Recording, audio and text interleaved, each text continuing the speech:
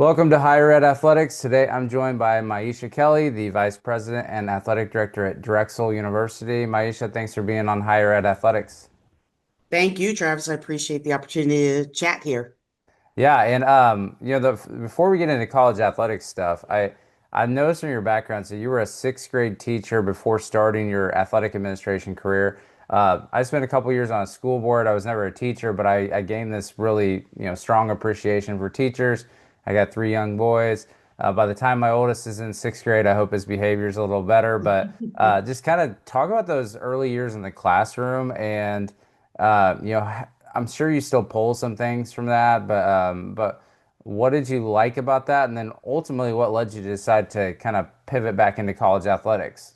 Yeah, I found my way into the classroom because I was a history major in undergrad, and I thought perhaps I'd pursue law school. And then I decided, as much as I love learning, I'm not sure how much longer I want to continue as a full-time student, and decided, with this history degree, I'm going to go ahead and get my teaching certificate. Ended up at a school pretty close to my undergraduate university as a student teacher, and eventually was actually offered a position. And it was an incredible way to start my professional career. I really do attribute a lot to being that sixth grade teacher, particularly at the age of 22, 23 years old, starting in the profession. And what I learned was balancing, right? Balancing personalities, having to communicate. I always say in a hyperinflated way, but you have to figure out how to communicate in 60 different ways. You've got 60 different learners throughout the sixth grade, and they would cycle through. And so not only needing to communicate effectively to teach young people, but it's also effectively communicating with administration and perhaps one of the biggest stakeholders, but as you'll learn and probably are learning, parents. So finding out at a young age that there are just different ways of how to communicate with constituents. And I lean to that as really one of the things that was first off. I mean, certainly being a student athlete and all those pieces have tremendous transferable skills, but from a professional jumping point, teaching was incredible, just setting me up for where I am today. So a lot of people so when I was a sport management undergrad, a lot of us, wanted to be coaches or athletic directors at the high school level. And like for example, when I had to do my internship, I had two options. I got one of the biggest high schools in Indiana to work with the athletic director, or go into college athletics at University of Indianapolis. They were both Greyhounds, so that didn't split hairs or anything. But I went with the college route. But then, later in my career, I found out that even if you want to be like a high school athletic director, you really need to have a teaching certificate, at least here in Indiana. Whenever you chose the classroom, was there any part of you that said, I also, might want to coach, I might want to be a high school athletic director, or did you just strictly just want to be able to teach and that's what you thought you wanted to do? No, I really did do it as a vehicle initially for having an income, to be candid. I was also, so a little bit of, I knew that I wanted to go into intercollegiate athletics. I had just been influenced by Hmm. administrators and a coach during my undergraduate years, where one, not only learning like, wow, could be a full-time industry to jump into as a professional, but also it just felt like a really great place that I wanted to eventually end up. But so during my time as a teacher, I was getting my master's degree part-time. I was coaching at the grade school level and then the high school level, and then actually went back 3 years to my alma mater at the collegiate level and was an assistant coach, as well as I was helping out at my alma mater. I was helping out in the academic advising arm of the athletics program. And so I was doing a little bit of everything, getting experience, cobbling together a couple different income streams for myself. But I knew ultimately once I'd finished my master's degree that I wanted to go into intercollegiate athletics, and that all those pieces were just sort of creating my pathway into like a student development type position. Well, so I study career paths of athletic directors. So like on my website, I have a D1 AD tracker that every time an AD for the last 5 years is on there of a hire or a change. I'm getting ready to do my dissertation, and my dissertation is going to be looking at normative career patterns of athletic directors. So there's a couple of articles, and that basically means like these scholars would take 5 jobs of a career ladder that most D1 athletic directors have had. But the original study was from, I think, the 80s. And so the career path looked very different than today, because as it's become more CEO driven. But what's interesting about your career path is you would have fit a lot of the normative career path of that D1 model from like the 80s and the 90s, because a lot of them had teaching K-12 experience. They were a former athlete. And then also they had this academic background when they got into the industry. It was more common back then. And so a lot of them were senior associate ADs. That was before the deputy title became kind of popularized too. And so let me just tell people, so you came to Drexel from being a senior associate AD for 10 years at Bucknell, right? And Correct. then your pathway is just very different than what we see today whenever we see, breaking news in the D1 ticker about hires. So, what would you say helped you get into the conversation of being an AD when you were that senior associate AD level? Because I assume those responsibilities kept stacking on top of each other when you're at a place for 10 years. I've been fortunate to have mentors that have had careers like that, and they came from the internal side or the academic side, but it's like, well, if we give them this, they seem to do really good at it. And so, what kind of happened over that span of 10 years that led to the opportunity at Drexel? Sure. And I will say, I think it even goes back beyond the 10 years. I think I have a pretty diverse background. To your point, what one would assume was like certainly the traditional pathway of the past. And we see a lot of creativity now as those in the industry. Each institution has to think about what they need at that particular time and this particular time as those transitions happen. So I really do think that for me, the career path of being a teacher, having worked at the NCAA and other Division I institutions in the academic advising, student athlete development, and then evolving into internal operations, as well as the tail end of my time at Bucknell was on the external side. I think that married with the committee work that I did on both the conference level and national level, having worked at the NCAA, those things really gave me an opportunity to make broad connections, really start to understand organization, not just of a particular institution, but NCAA at the divisions 1, 2, and 3 level. And so I think I started to get into the conversation as I intersected, whether it be on campus or with peers in my conference, and then also, as I mentioned, national committees. I think that it allowed me to have conversations with other leaders and learning from them, developing a network, and that network included even some search firms, and then feeling myself like, wow, what would it be like to start to make my own decisions? I always talk about it as the brain flip. You're this practitioner for so long. Much of my career has been a practitioner and supporting someone else's leadership. And so being able to have those conversations and be getting those calls. There's a piece of it feels really good when you get the call from a search firm. You start to feel confident. Hey, well, I really could be considered in that regard. And I think that helps with that brain flip of thinking about a leader, thinking a little more broadly and how you might make decisions and how what would it look like within an organization if you took different approaches and steps and what is your vision? What's your philosophy? So I think that really all my experiences rose up to that mind frame, and for me to even put myself in the hat of being considered for an AD position. And that was something that I did for the Drexel job. Was I said, this is my hometown, a really unique opportunity, an institution that has grown so much over the last 20 years. And I think that for Drexel, that traditional hire of somebody who was really sort of like deeply involved in at different levels of higher ed and in intercollegiate athletics, that it just made sense for them. They had my predecessor was a really unique, non-traditional hire and did some wonderful things for the athletics department and for the university. And I think that I just was able to be a part of where they saw the next step of where they wanted to be, where they wanted to go with their athletics department. And so it worked out well for me.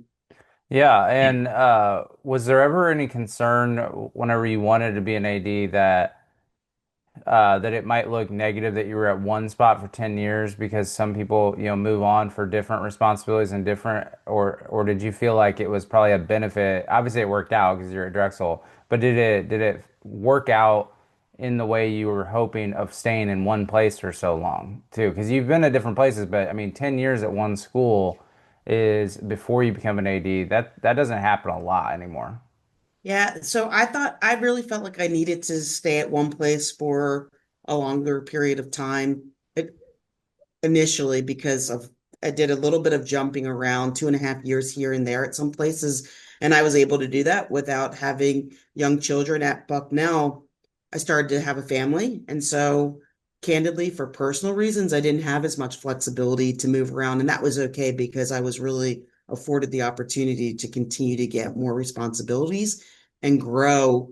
And so I never thought about it as a negative. Actually, I thought it was a positive thing where I could hone different skills. And I don't know that I would have been able to step into being a fundraiser in the pathway of what I was doing at Bucknell to then just go apply for a job like that Yeah. at an external entity. And so I think that it really actually benefited me. Yeah, I totally agree with that. And then it's great to hear your personal decision too. I mean, I've had very temptations to look at places throughout my career outside of Indiana, but I made a commitment to my wife that we will stay in Indiana. And despite me working in athletic departments and universities only, it's like there's still a decent amount in Indiana. But it does limit your choices, but also it gives your family stability. And whether take a job across town at another school, my kids are still going to be able to go to the same school and have the same friends. And so that part is important to have some stability, not to judge anyone else's decisions, but it's nice that you were able to kind of make you and your husband were able to make that decision too. Um, yeah, during COVID, it was funny because we were having some tech issues, and I mentioned like you must just not do a lot of these with since COVID. I'm jealous. But during COVID, I would interview ADs who said they like how much they interact with their AD counterparts. A lot of them did conference calls during COVID, like once a day, once a week, and they'd have this kind of group of ADs to talk to because all the decisions you all were making were new. I mean, they were challenges that no one else, and I'm sure it can be, and it still can be kind of a lonely job. So has that been sticking around with ADs? I mean, have you formed new relationships out of that strong closeness during the difficult times that's kind of that part's kind of stuck coming out of COVID and then now NIL and the house settlement? Yeah, so let's be clear. The tech issues were really user tech issues. So I wasn't gonna put you on blast. I was, I'll own it. Listen, the one thing you learn as a leader is you have to be vulnerable, right? So there we go. There's tech issues there, but no. So I wasn't an AD at the beginning of COVID, Mhm. and but what I really benefited from was I had the fortune of being a part of a lot of different leadership groups and executive groups with women leaders or with the NCAA, and took full advantage of what I'll call the walk and talk, and developed during that time an investment in having conversations with other professionals, whether they be those who a number of them are now athletic directors because we were all kind of on this trajectory of at least advancing, whether it be to an athletic director seat or some additional leadership responsibilities. And so that really became a behavioral thing that I have embraced this opportunity to. We talk about Zooms are great, not so much for I don't love using it locally here, but when you want to be able to connect with people, whether it be a telephone call or a Zoom call, connecting with those across the country, I have that has transitioned now during my time in this chair, not only because I think that there's a lot of good work that gets done from a conference level via the frequency to which we meet on Zoom, but also now even having the opportunity to engage with my peers within the CAA and continue some of those other conversations with other athletic directors or commissioners or administrators that I'm friends with. I have a handful of people that I talk to sometimes weekly of athletic directors where it's bouncing ideas. Sometimes it's just therapy in, making sure that we're not losing our minds or going to too off the rails when thinking about how to do something or even just contemplating the landscape and the rapid change of that landscape. And so I would say that born of COVID, the things that for sure have become handy as tools, whether it's an athletic director or I would suspect others, is that ease of communication, being able to do it, whether it be a telephone call or a Zoom call. It's something that I really value because I now have relationships that can span beyond, my local footprint here. Yeah, it's like a digital version of the teacher's break room from when you were back in the It's classroom because you teachers could all get together and like, how do you handle this kid, this child, and right. this parent or this issue in class? So yeah, that's awesome to hear.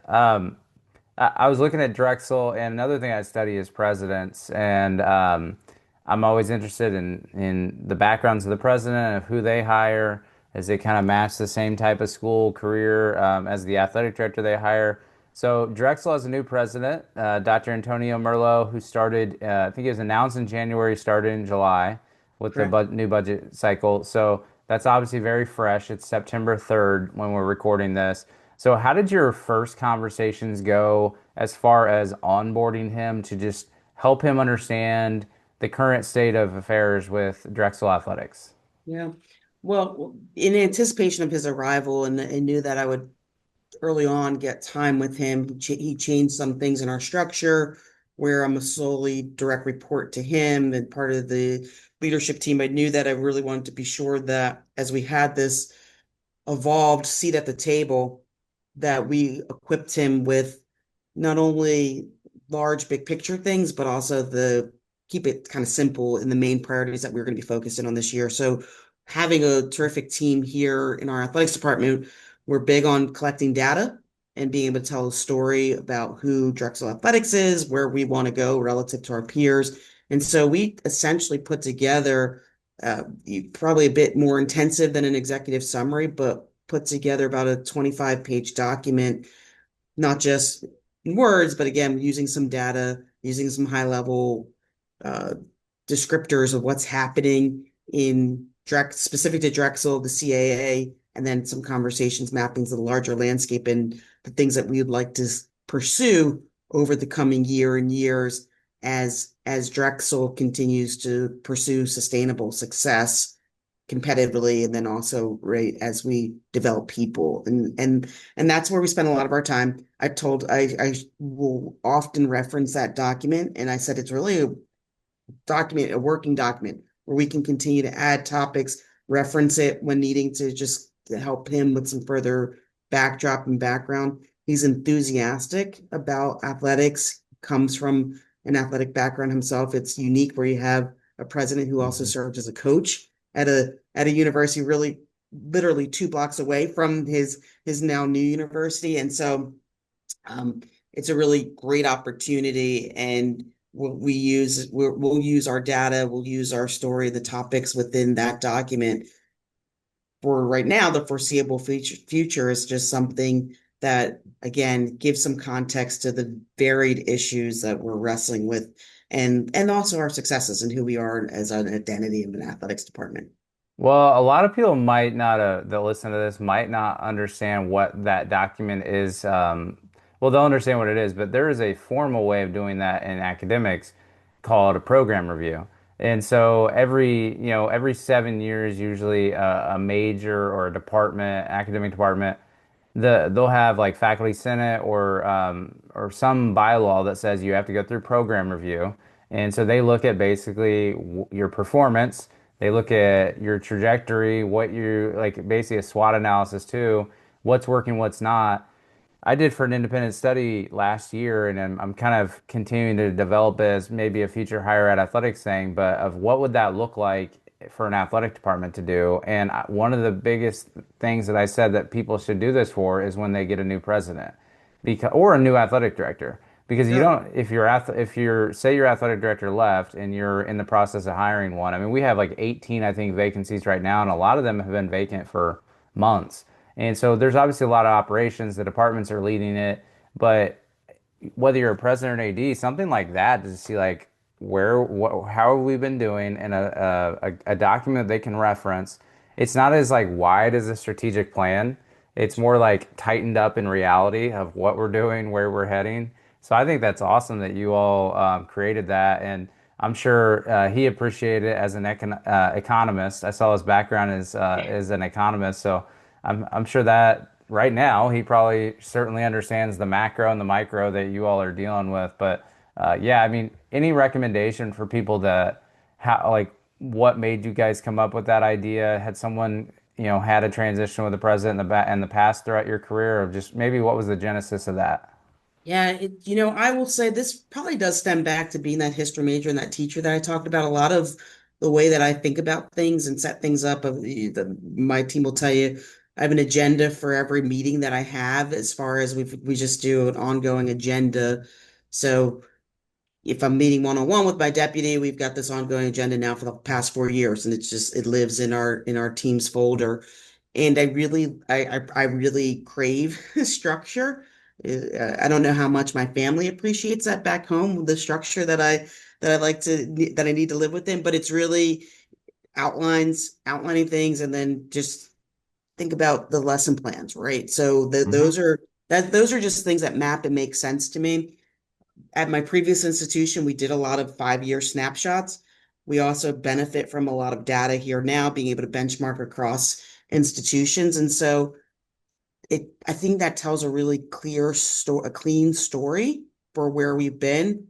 But right then there's details in between. We're always going to be an institution that needs to fight above our weight class. And so there are those details in between, and what are those things that we identify as give us an edge, or are attractive to prospective students or professionals.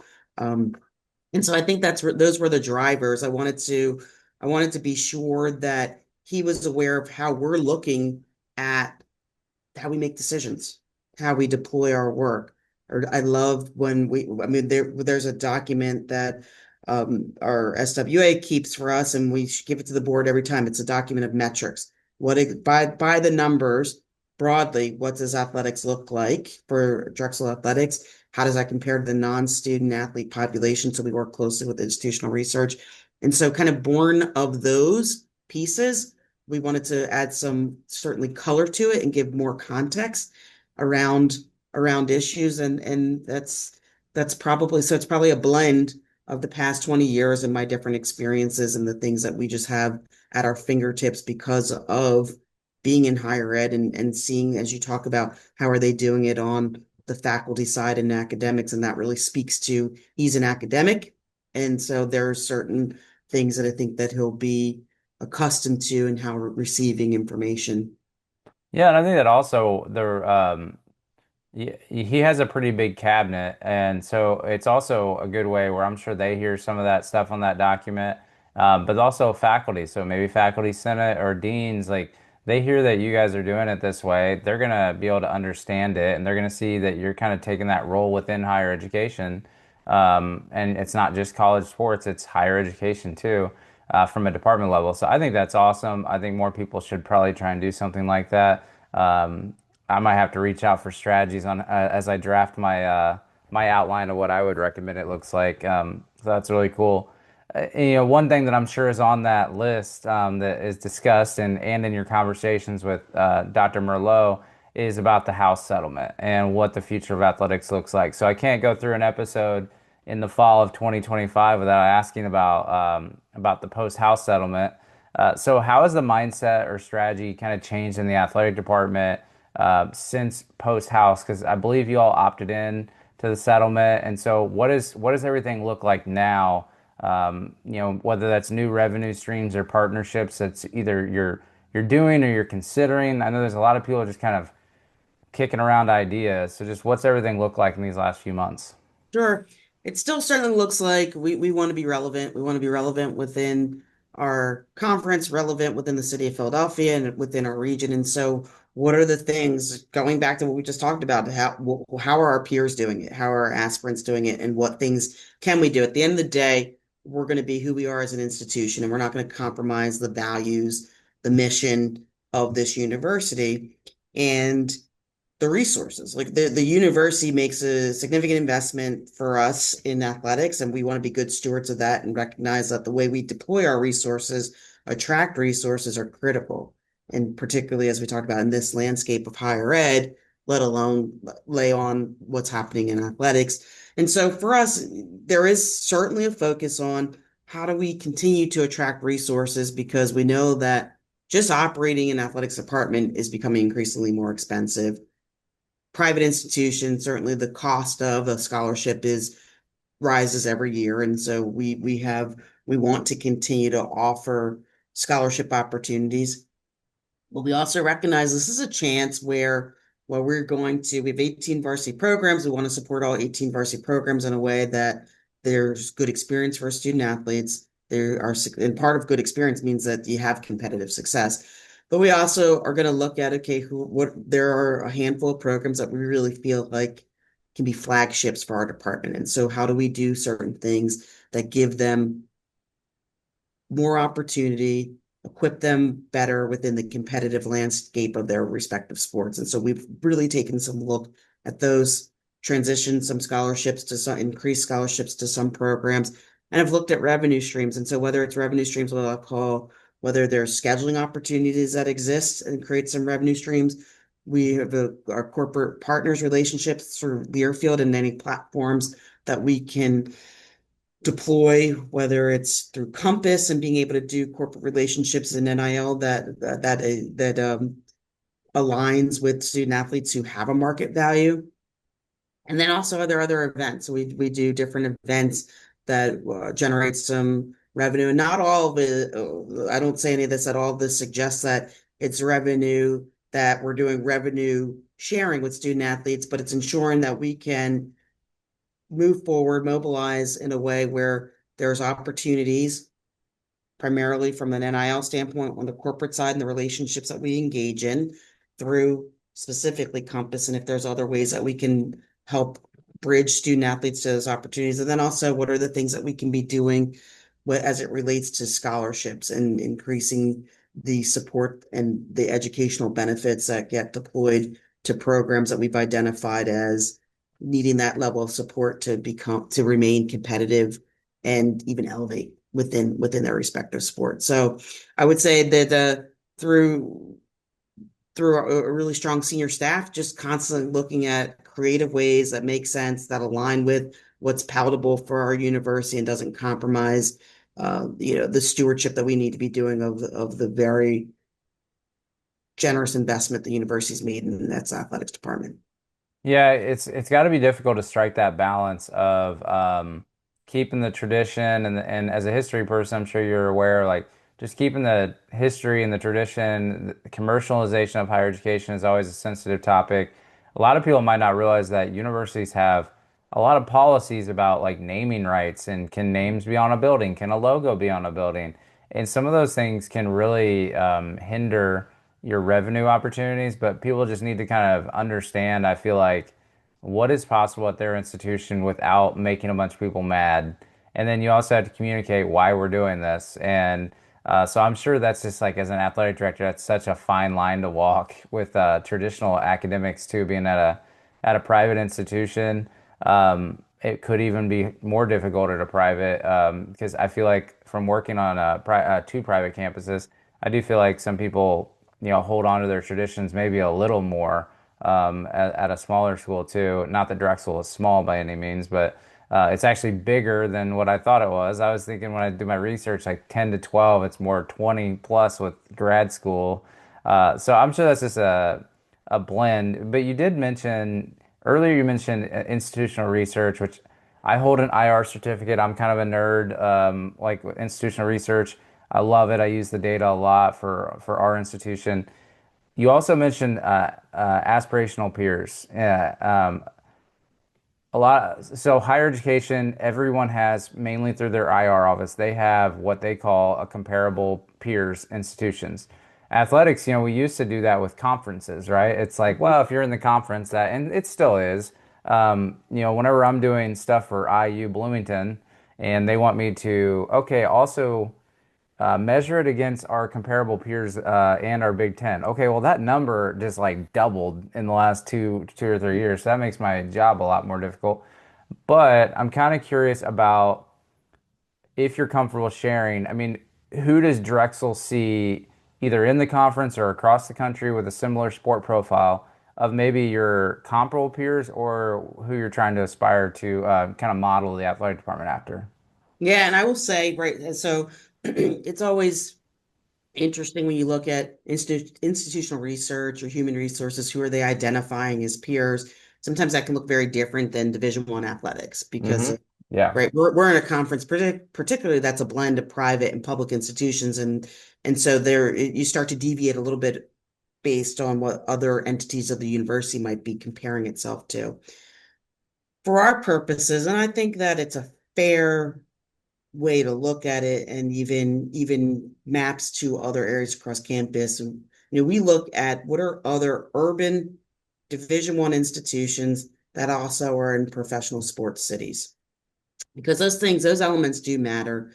And so, and I'm not afraid to share. I mean, actually, I'm Boston guessing University Butler's on there. Butler's Boston on. Boston University's on there, and I'm proud to say that given my mentor Drew Marichello is up there at Boston, so shout out to him. But schools like BU, GW, those all do map to very similar, and they've done it well. They've done it well not just at the athletics level, but also as an institution, and so. I think those and then of course there are a number of peers even just right within our conference. I mean, right, it's at some level our entire conference is a set of peers Hmm. when kind of drilling down into the private, the costs and some other factors that might, you might break groups up a bit, but those that's how we look at it from our standpoint. And also when I share with other leaders on campus or even trustees who we have an athletics committee of the board of trustees and so those are that's how we speak about it and it's really it's specific institutions but it's also understanding our landscape is an exciting one given being in a city with five other Division I institutions, every professional sport you can think of, but but we're right, that changes a little bit of the landscape compared to some others.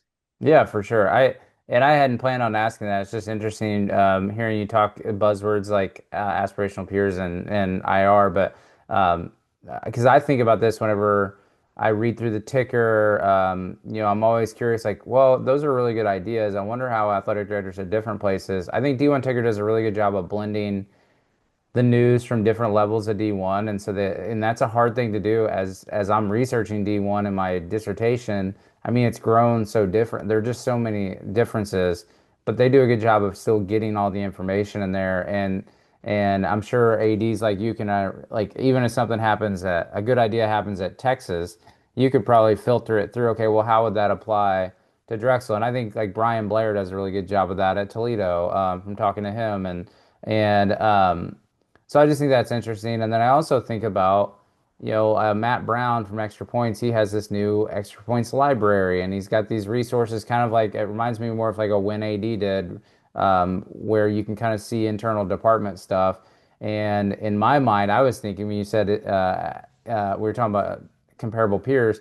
Well, if I'm an AD, I might be getting that. This isn't a plug for Matt, but I might be getting that so that I can see, you know, what are they doing at these aspirational peers so that I can see whether it's contracts or vendors, things like that. And so, yeah, it's just really it's more fun when you can blend these higher ed things that are just so commonplace that aren't as common in athletics. And I think it can really help an athletic department by like just what are we measuring against? And so I think that's awesome. You all are collecting data and thank you for sharing some of those schools. And you said Boston. I said I wonder if Butler's on there because Indianapolis D1. Yeah, we consider ourselves a big sports city. We're not Philadelphia.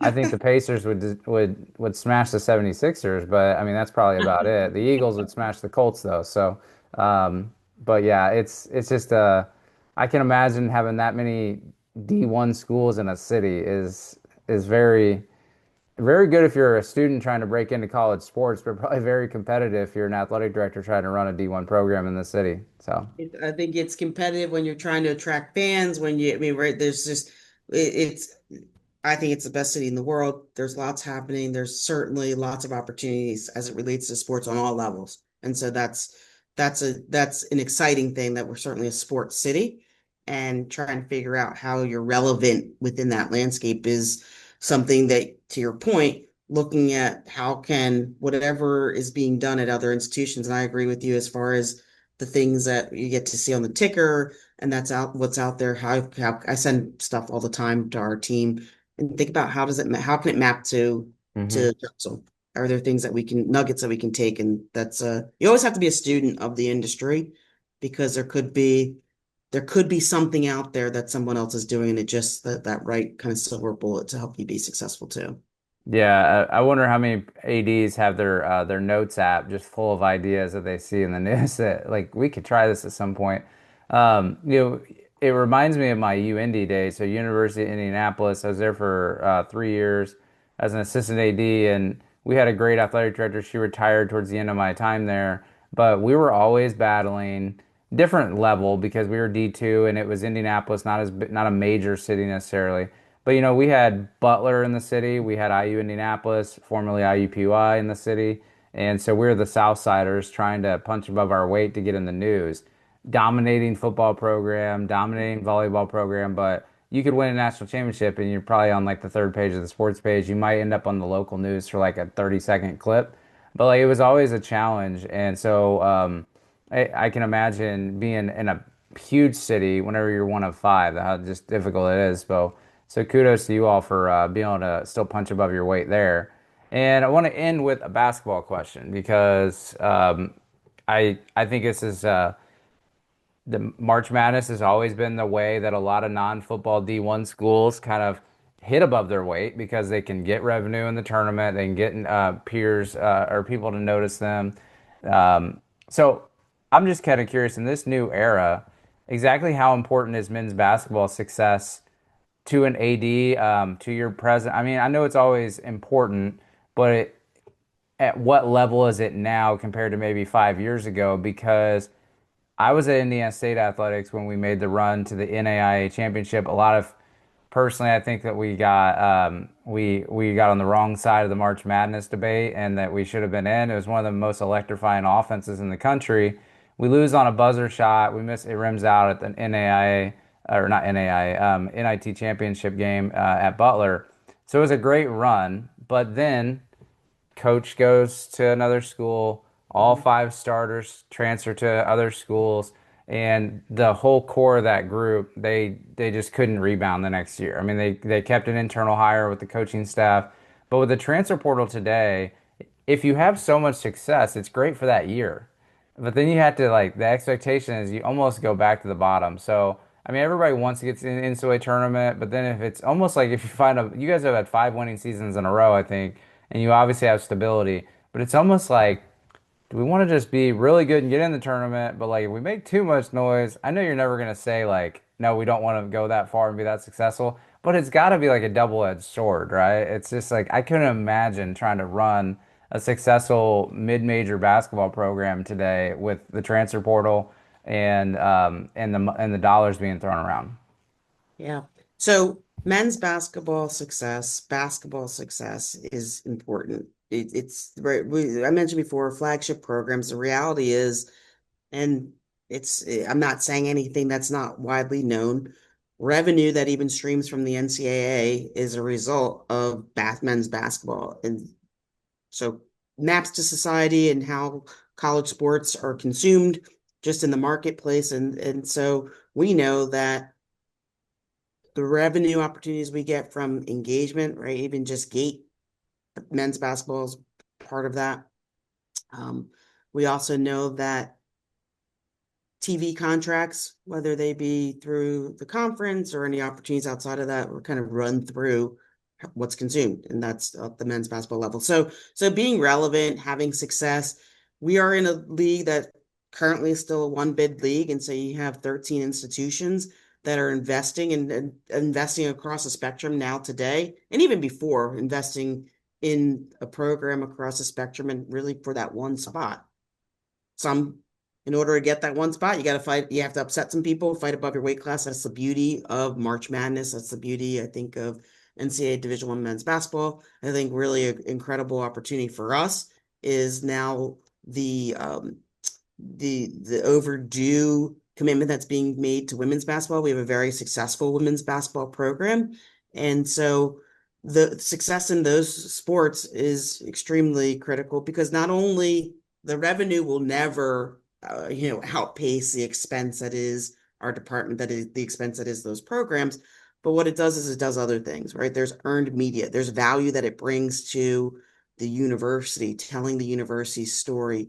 And I've said this, I said it on our campus, there's really not another platform that in a consistent way and in a broad reach way than an athletics platform, and particularly the successes that can come with national success of your programs that can be done differently than through athletics, right? So when I use the story of when our women's basketball team 2 years ago now won the CAA tournament, made it into the NCAA tournament. That 1 week, we did the analysis. Speaking of data, it was the value of the earned media through that was $4 million. A couple years prior to that, when we joined the Big Five officially and started the new format for Big Five, and Drexel was part of the Big Five, national stories. And so being able to have a sport that finds success for us getting into the tournament, winning some games, that's huge. And we know the narratives behind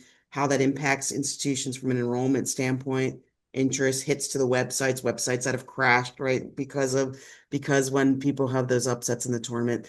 That all said, even without that last year, our men's basketball team finished tied for seventh in the regular season, won the quarterfinal game in the CAA tournament. Excuse me, actually got to the quarterfinal game in the CAA tournament, and we still lost our top four players. And so that was to four other institutions that were, considered higher level for us. The year prior to that, two of our players went to other institutions. One of them has now been drafted into the NBA this past year, this summer, signed signed a contract. And so, even without the success of getting into the NCAA tournament, the transfer portal has created another market for institutions where they don't have to develop. They've got right there a little bit, they can be developed at another institution and grabbed for their institution for a year or two, however that might look. And then there's also certainly the incentives, the financial incentives that often come with that. So that being said, for us, I will give credit to our coaches, both our men's and our women's coach. This year, our women's team was able to retain all of their players, including benefiting from the junior college rule and our star player being able to come back. And then on the men's side, coach having to just be creative each time and figure out where to identify players to build into a system that might be transition, right? People might be transitioning in and out over a 1, 2 year period. Ideally, hopefully it settles down and there's more consistency because I do think that gives the opportunity to build a team and build into a successful trajectory. But I think that's right now, that's just kind of the dynamic that exists in certainly men's basketball and bleeds a little bit into the women's basketball side of things too. Yeah, it just seems like it's such a balancing act that you're almost every year the roster is just going to be turned over at this point. And well, I do think that I read something about recently that there might be a college basketball a video game at some point. I do hope whenever they do that. I remember playing it as a kid. Obviously, football game has always been around a lot longer before this hiatus, but there was basketball game too. But I hope that they kind of put the women's basketball in there too, because I think it's just such a good opportunity for them. But think about that opportunity for the schools too. And so the fan interaction, getting I mean, my kids, we had the NBA game. My son will play with the Fever so that he can play with Caitlin Clark. And we're here in Indianapolis, so it's huge. I couldn't stand watching her play basketball when she was at Iowa because I was at IU athletics at the time. But it just seems like there's people around here, like kids around here, boy or girl, wear Caitlin Clark jerseys everywhere. Like they're everywhere. They go to the games. I think it's just such an opportunity for women's basketball to continue to grow if they're in that video game. You'd have the same arenas, you'd have the same jerseys most of the times. you're really just doing the roster creation and the kind of the NIL approach. I know that means they have to, give more of the NIL to other people, but I can just imagine from an AD or a president perspective, that'd be such a cool way to kind of grow up your fan base, to be able to be in that video game. You talk about the media value too, but the applications, I mean, growing up, a lot of the kids probably know some of these schools simply because of video games. And so hopefully at some point we get a college basketball video game with men and women teams in it. I think that'd be great. We're excited that we're going to have a WNBA team here in Philadelphia, and I think that can continue to grow. There's five other Division I women's basketball programs, and all of them also have their storied success. And so we are fortunate that we get to live in that, and that it'll evolve with a professional team, and hopefully be grow that community and the engagement, fan engagement in particular. Yeah. So. Well, Maisha, thank you for joining me on Higher Ed Athletics. It's been fun to get to learn a little bit more about Drexel, and just hearing about your career and everything you all are doing there in the athletic department. Thanks so much for having me, Travis. Appreciate it.